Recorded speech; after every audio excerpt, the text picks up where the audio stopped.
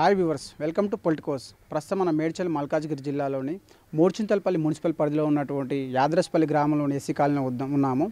ఇక్కడ లక్ష్మి గారి వారి నివాసం వద్ద ఉన్నాము. వాళ్ళు ఇందిరమ్మ ఇల్లుకు అప్లికేషన్ పెట్టుకున్నప్పుడు కూడా ఇంకా వరకు ఇందిరమ్మ ఇల్లు రాలేదని చెప్పేసి వాళ్ళు వ్యక్తం చేస్తున్నారు. అంతేకాకుండా ఇక్కడ పైన మనం చూస్తున్నట్లయితే వాళ్ళు వర్షాలు పడడం వల్ల ఇల్లు మొత్తం ఉరిసి ఆ మట్టి పెడ్డలు అనేది అన్నంలో కానీ మీద పడుతున్నాయని చెప్పేసి వాళ్ళు బాధపడుతున్నారు. ఆ వర్షాధారం కారణం చేతనే వాళ్ళు పైన పైకప్పు కవర్ కప్పుకోవడం జరిగింది. మరి వాళ్ళకు ఇల్లు వచ్చినది అని చెప్పేసి అంటున్నారంట. ఇల్లు వచ్చి ఫస్ట్ మనం అది కూలగొట్టుకొని సాఫ్ చేసుకోండి, తర్వాత ఇల్లు వస్తుందని చెప్తున్నారంట. అయితే వాళ్ళు ఇల్లు కూలగొట్టుకున్న తర్వాత మళ్ళీ ఇల్లు వస్తుందో రాదని చెప్పేసి ఆందోళనతో అలాగే ఆగిపోయారు. ఖచ్చితంగా అది కరెక్ట్గా చెప్తే దాన్ని మేము ఇల్లును కూలగొట్టుకొని మేము ఇల్లు కట్టుకుంటామని చెప్తున్నారు. కట్టుకునే స్తోమత కూడా ఉందని చెప్తున్నారు. ప్రస్తుతానికి మేము ఇంట్లో ఒక 5గురం నివసిస్తున్నాము, మా 2 పిల్లలు, ఒక కూతురు, మేము భార్య భర్తలు ఉంటున్నాము అని చెప్పేసి ఆమె తెలియజేయడం జరుగుతుంది. ఎలాంటి భూమి జాగా కూడా మాకు ఎలాంటి ఆధారం లేదు, మాకు ఇల్లు ఒకటే ఉంది, ఇది కూడా కూలిపోయే పరిస్థితిలో ఉంది. వర్షం పడ్డప్పుడు బిక్కుబిక్కుమంటూ ప్రాణాలు గుప్పెట్లో పెట్టుకొని మేము ఇక్కడ నివసిస్తున్నామని చెప్పేసి ఆమె వ్యక్తం చేస్తున్నది. తక్షణమే ప్రభుత్వం వారు ఇలాంటి వారికి ఇల్లు ఇచ్చేసి వీళ్ళు వచ్చి చూసి పరీక్షించి వాళ్ళకు ఇలాంటి వారికి న్యాయం చేయాలని చెప్పేసి వాళ్ళు కోరుకోవడం జరుగుతుంది. మాది యాదరాస్పల్లి సార్. యాదరాస్పల్లి మాకు జాగా లేదు, భూమి లేదు. ఇందిరమ్మ ఇండ్లు వస్తాయి అని అంటారు. మాకు ఇంతవరకు పెట్టలేదు. వాన వస్తుంది, మేము వాన వస్తే ఆ మట్టి గూలుతుంది, ఆ కట్టెలు పడుతున్నాయి. ఏమంటే వస్తుంది అంటే గూలగొట్టురు ఇస్తాం అని అంటారు. అది వస్తలేదు. ఇప్పుడు గూలగొట్టి ఏడుంటాం మేము 5 పిల్లలతోటి అని వస్తలేదు సారు. పేదలకు ఏం న్యాయం చేస్తారో తెలియదు సార్. మరి మాకైతే ఏం లేదు, జాగా లేదు, భూమి లేదు, ఇల్లు అయితే వస్తలేదు. వస్తే మాత్రం కట్టుకుంటాం సార్. మేము వర్షం పడ్డప్పుడు మేము నిద్ర కూడా పోతలేము సార్. అసలు అదంతా కూలిపోతుందో ఏమో అని మేల్కతోటే ఉంటున్నాం. హలో సార్, గ్యారె పెంటమ్మా, నాకు ఇల్లు లేదు సారు, ఇల్లు అంత ఉరుస్తుంది. నా పరిస్థితి నా కొడుకు నేను ఇద్దరమే ఉంటాము. ఇల్లు అంత ఉరుస్తుంది సార్. జరక ఆల్మొక్తా గరీబ్ దాని ఇల్లు పెట్టుకున్నారా మరి అప్లికేషన్? అప్పుడు మీటింగ్ పెట్టుకున్నప్పుడు అందరు పెట్టుకురు సారు.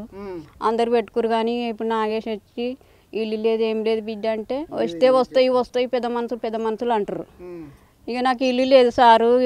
జర నేను గరీబ్ దాని, నా కాళ్ళ నొప్పి ఉంది, పింఛన్ వస్తుంది. నేను ఇద్దరమే ఉంటాం ఇంట్లో.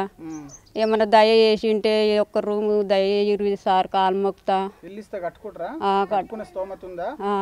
కట్టుకుంటాం. కానీ తడులు మని గూలగొట్టి ఏమన్నా ఉండి మళ్ళీ ఆనకాలము నా కాళ్ళు ఒప్పుంది, మళ్ళీ ఏమన్నా పరిస్థితి బాగుండదు కదా సారు. తడులు మని నెల వరకాల వస్తుంటే పోతుంటే లేపుకుంటాం అన్నట్టు. బేస్మెంట్ ఒకసారి ఏదో ఒక 2 రూముల మందం వేసుకుంటాం సారు. గరీబ్ ఇల్లు కావాలని కోరుకుంటున్నా సార్. కాలు మొక్కుతా. ప్రస్తుతం ఇక్కడ మహమ్మద్ హుస్సేన్ యాదరస్పల్లి గ్రామంలో మరొక బాధితుడు ఉన్నాడు. ఇతనికి గతంలో ఇందిరమ్మ ఇల్లుకు అప్లికేషన్ పెట్టుకున్నప్పుడు కూడా ఇల్లు వచ్చింది. అయినప్పటికీ కూడా మీకు ఆ కుటుంబంలో పెద్ద అందరూ 4 కుమారులు ఉన్నారు కాబట్టి మీకు ఇల్లు రాదని చెప్పేసి దాన్ని క్యాన్సిల్ చేసిన అని చెప్పేసి ఆయన వ్యక్తం చేస్తున్నాడు. ప్రధానంగా ఆయన కోరిక ఏంటంటే ఆయనకి చిన్నపిల్లలు 3 ఉన్నారు. అయితే ఇళ్ళనే మేము జీవనం కొనసాగిస్తున్నాము, ఇదే మా ఇల్లు. మరి ఒకసారి ప్రభుత్వం వారు వచ్చి వీక్షించి నిజమైనగా నాకు ఇల్లు ఉందా లేదా అని చెప్పేసి ఒకసారి వీక్షించుకొని దాన్ని అప్పుడు మీకు కనికరం అనేది ఉంటే అప్పుడు మాకు చూసి మాకు ఇల్లు ఇవ్వండి, నేను కట్టుకునే స్తోమతలో ఉన్నాను. వర్షం వచ్చినప్పుడు కురుస్తుంది, పాములు అంత చెత్త చెదారంగా ఉంది ఇల్లు. దుర్భరమైన జీవితాన్ని గడపాల్సి, ఈ వయసులో ఇంత దుర్భరమైన జీవితాన్ని గడపవలసి వస్తుందని చెప్పేసి వ్యక్తం చేస్తున్నారు. అంతేకాదు నా భవిష్యత్తు అయిపోయినా సరే నా పిల్లలకు నేను ఏం అందించగలుగుతాను, నేను కూలి పని చేసుకొని వాళ్ళని ఎలా పోషించుకోవాలి, నాకు ఇల్లు ఇస్తే వాళ్ళకు కూడా భవిష్యత్తులో ఆధారం ఉంటుందని చెప్పేసి ఆయన అన్నగారు వ్యక్తం చేస్తున్నారు. ఇంకొకటి ఏంటంటే ఈ ప్రభుత్వంలో న్యాయం జరగకపోతే, ఈ ప్రభుత్వంలో వచ్చిన ఇండ్లు మాకు అందకపోతే ఇక ఏ ప్రభుత్వంలో కూడా మాకు అందలేవని చెప్పేసి కూడా ఆయన వ్యక్తం చేయడం జరుగుతుంది. నా పేరు మహమ్మద్ హుస్సేన్, ఊరు వచ్చేసి యాదరస్పల్లి గ్రామం, మున్సిపాలిటీ ఎంసీపల్లి. నాకు ఇందిరమ్మ ఇల్లు అప్లికేషన్ పెడితే గిట్ట నా అప్లికేషన్ ఫామ్ తీసి పాడేసారు. కారవారు సెక్యూరిటీ మీటింగ్ ఇల్లు వస్తే గిట్ట ఇచ్చిరని చెప్పారు. తర్వాత ఏమన్నారు, నీకు ఇల్లు రాలేదని నా పేపర్ తీసి పాడేసారు. ఎందుకట్లా? ఒక ఇంట్లో 4 అన్నదమ్ములు ఉంటే ఏమో ఎవరికో ఒకరికి ఇస్తాం, ఊర్లో ఉన్న వాళ్ళకి ఇస్తామని చెప్పారు. నాకు అంతకుముందుకు మా అయ్య ఉన్నప్పటి సందికి ఇల్లు అప్లై చేస్తే గిట్ట నాకు ఇవ్వలేరు. అసలు మా బాత్రూమ్ గిట్ట ఇవ్వకపోతే మా సొంత పైసలతోటి బాత్రూమ్ కట్టించుకున్నాం. దాదాపు ఇప్పటికి వచ్చి గిట్ట నాది ఇల్లు కాంగ్రెస్ వచ్చినప్పటి సంది ఇల్లు ఇస్తామని చెప్పారు ఇందిరమ్మ పథకం. ఆ ఇల్లు రాలేదు, ఏం రాలేదు. ఇప్పటికైతే గుడిసెలలో ఉన్నాయి. ఈ ఇల్లు మీదేనా? ఇల్లు నాది. ఇది ఎంతమంది పిల్లలు? ముగ్గురు పిల్లలు, 2 కొడుకులు 1 బిడ్డ. మరి ఎట్లుంటున్నారు వర్షం వచ్చినప్పుడు? వర్షం వచ్చినప్పుడు ఏం చేయాలి, ఇక వాన కవర్ తెచ్చుకుంటున్నాం, కప్పుకుంటున్నాం, అట్లా ఉంటున్నాయి. నా బాధ అనేది ఇలా తీసుకుంటాం. మేము రౌతు పని చేస్తాం మేము కానీ వరకు. ఇల్లు ఇస్తే కట్టుకుంటారా? స్తోమత ఉందా? ఉంది, కట్టుకుంటాం.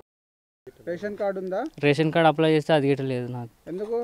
కారబారిని అసలుకే చెప్తే గిట్ట ఫామ్ ఇస్తే గిట్ట నువ్వు అది చేస్తామన్నారు. ఫోన్ నెంబర్ గిట్ట ఇచ్చినాం, అన్ని ఇచ్చినాక గిట్ట లేదు అంటున్నాను.